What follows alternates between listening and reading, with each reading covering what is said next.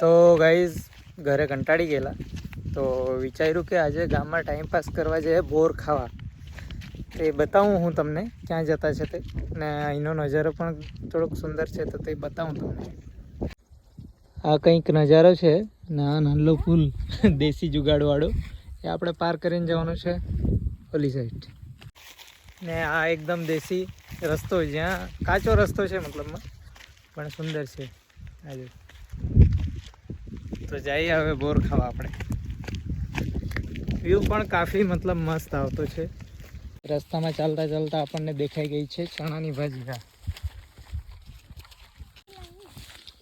તો ફાઇનલી આપણે આવી ગયા છે બોર પાસે. આ જો કેટલું મસ્ત બધા લાગેલા છે. અહીંયા આપણે દર વર્ષે આવીએ ખાવા માટે. આ જો બોર તો આવી ગયા છે આપણે, ને વણી લઈએ આપણે મસ્ત બોર.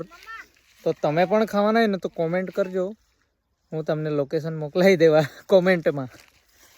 ચાલો બાય બાય.